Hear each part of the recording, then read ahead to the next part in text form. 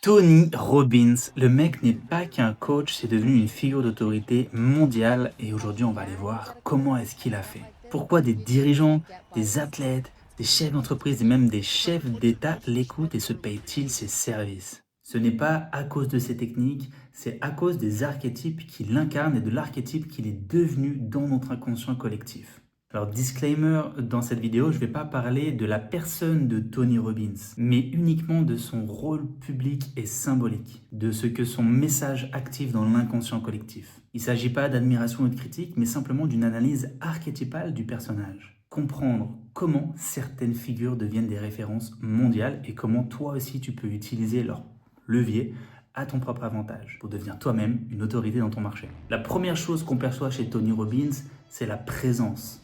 Sa taille, sa voix, son énergie, son intensité. I cannot be. Tout chez lui évoque une figure de grande nature. Archétypalement, il active immédiatement l'archétype du héros, c'est-à-dire celui qui a traversé des épreuves et qui peut accompagner l'autre à traverser l'adversité. Mais le héros n'explique pas sa longévité.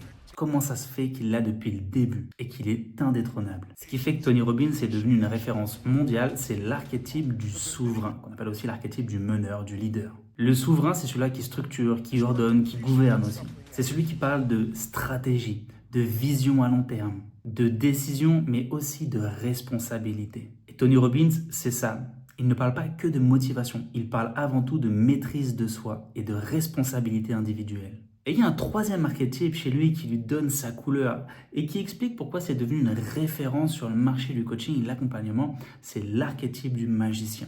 Tous les coachs et les thérapeutes sont à minima connectés un peu à cet archétype du magicien pour aider leurs clients à se transformer de l'intérieur. Programmation mentale, état interne, neurosciences, rituels, transformation identitaire.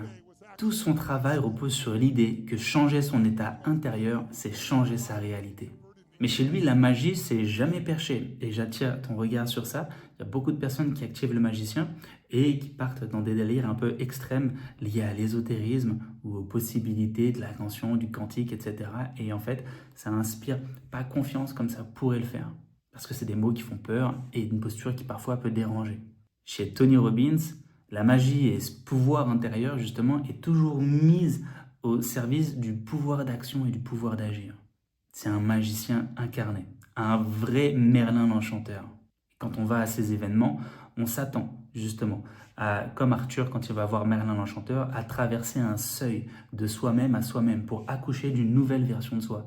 Souvent, ces événements agissent comme un véritable ancrage dans notre transformation identitaire. Donc ce qui va rendre Tony Robbins vraiment intemporel et qui lui a permis de construire cette notoriété, c'est vraiment l'équilibre de ces trois archétypes.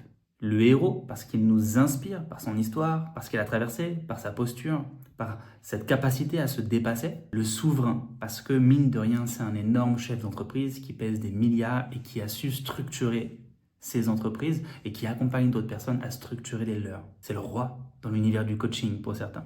Et le troisième, le magicien, qui mise sur ce pouvoir de transformer les gens, de transformer leur vision du monde et de transformer leur réalité. Alors note bien ça pour toi, quand un archétype prend toute la place, tu crées une mode. C'est très fédérateur un instant, mais c'est juste une mode. Quand tu intègres ces archétypes à toi et que tu apprends à les devenir plutôt qu'à les jouer, toi c'est subtil, là tu crées vraiment une légende. C'est ça aujourd'hui qu'on est invité à faire, nous en tant qu'accompagnants, mais en tant qu'entrepreneurs. C'est à créer un mythe autour de nous, à créer une légende personnelle qui va attirer les personnes qui vont se reconnaître dans l'histoire qu'on vit et qui sont appelées à vivre la même histoire. Beaucoup veulent le charisme de Tony Robbins, mais peu de personnes veulent les responsabilités qui vont avec l'archétype du souverain. Ils se prennent pour des leaders, mais juste l'espace d'un instant. Et le vrai leadership, il commence là où la motivation s'arrête. Beaucoup de personnes jouent au coach, jouent à tel ou tel archétype, mais ils ne sont pas assis là-dedans. Tony Robbins, c'est pas un mec motivé, c'est un mec qui sait ce qu'il veut et qui sait où il va. Et moi, je rencontre beaucoup de personnes qui ont l'impression de savoir ce qu'ils veulent, mais au fond d'eux, c'est le fouillis. C'est pour ça qu'un travail sur les archétypes, c'est essentiel.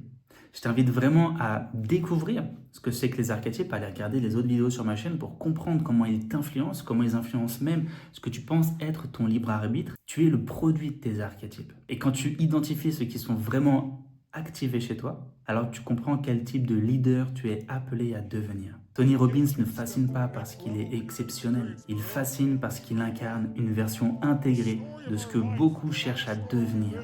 Si tu veux identifier ton archétype dominant et construire une autorité alignée, eh bien je t'ai mis le lien vers un test dans la description de cette vidéo. Et à la suite de celle-ci, tu peux réserver un appel stratégique pour qu'on voit ensemble qu'est-ce qu'on peut mettre en place concrètement dans ton activité et dans ta vie pour que tu transpires cette légende qui t'anime. Parce que être un leader, le leadership, c'est pas un rôle qu'on prend le matin et qu'on lâche le soir. C'est vraiment une posture intérieure à trouver. Si cette vidéo t'a plu, n'hésite pas à me dire en commentaire les personnes que tu voudrais que j'analyse à travers le filtre des archétypes. Mets-le en commentaire de cette vidéo ou alors envoie-moi un message privé sur mes réseaux sociaux. Et d'ici la prochaine vidéo, n'hésite pas à t'abonner.